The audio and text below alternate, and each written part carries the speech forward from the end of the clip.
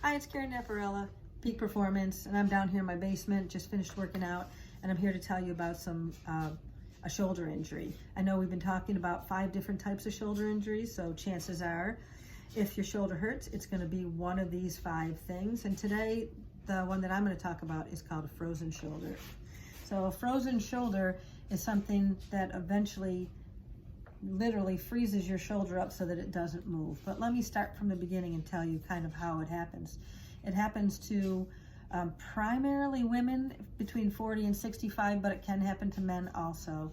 But it seems to happen during the hormonal years of women more than men.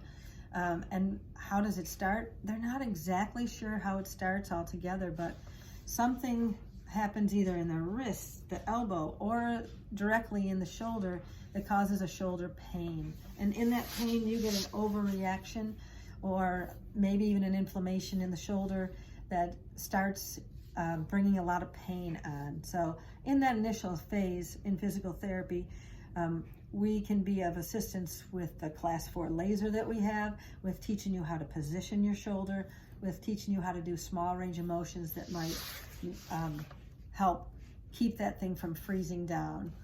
And that at that time, sometimes an injection may also be appropriate from your physician. And once that happens, then the pain starts going into pain and limitation of your shoulder. So that's where we really come in physical therapy. Not only is it painful, but it's really starting to bind down. And that is a really important time for you to start getting in and moving it in the right direction. It doesn't take a lot of movement to increase the pain in this stage.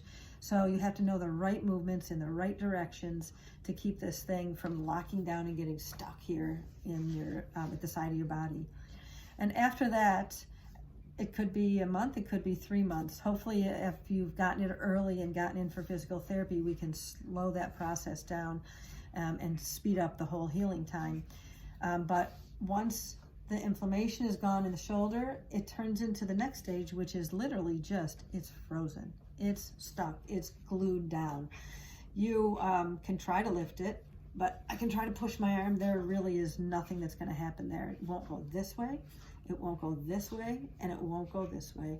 It can be stuck here, or it can be stuck literally almost at your side, but it binds itself down. And that is where we're super, super important, because we can get in hands-on and start mobilizing your joint, the joint particularly, just the joint between here, between your shoulder blade and your arm, and stretch that thing out so that you can start to move a little bit better.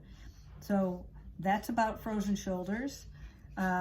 If you feel like you need any more information about it, give us a call, and we'll be happy to tell you a little more about frozen shoulders. Thanks.